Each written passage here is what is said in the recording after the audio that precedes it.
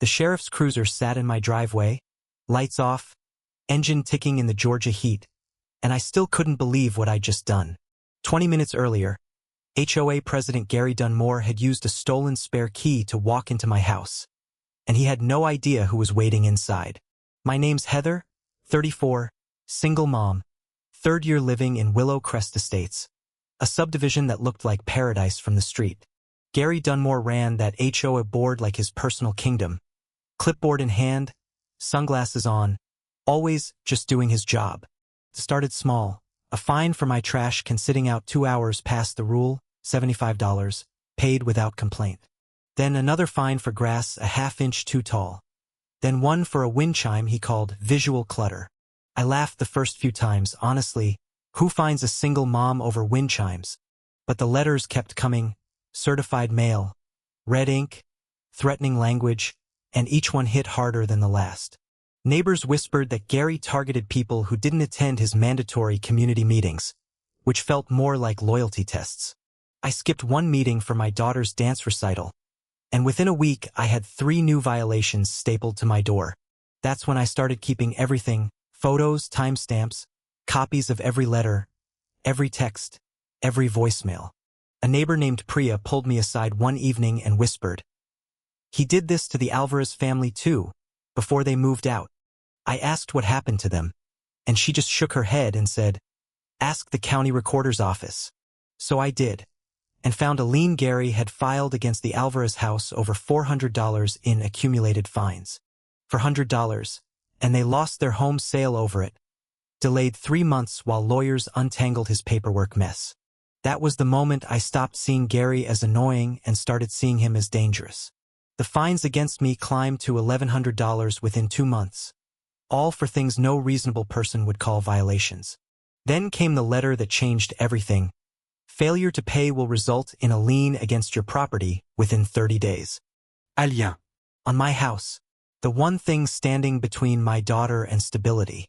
I called the HOA's management company, only to learn Gary had fired the last 3 managers who questioned him. Twist 1.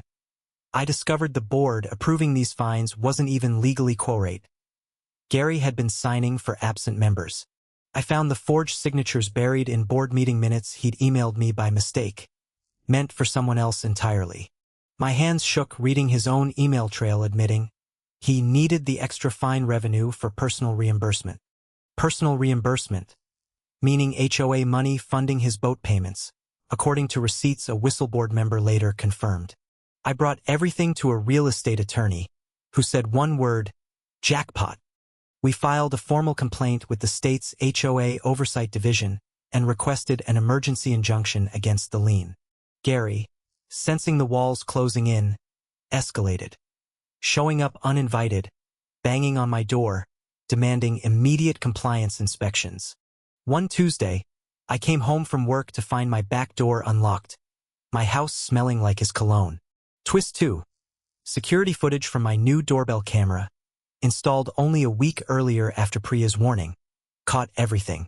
Gary Dunmore, using a spare key he'd taken years ago for emergencies, letting himself into my home like he owned it. He rifled through my kitchen drawers, my mail, even opened my daughter's homework folder on the counter. He must have thought no one would ever know.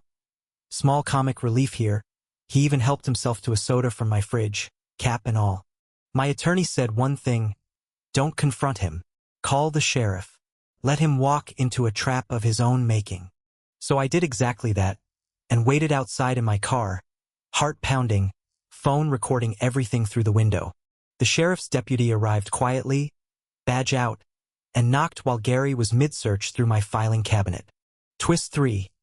Turns out Gary had a prior trespassing complaint from the Alvarez family that had gone unresolved for over a year.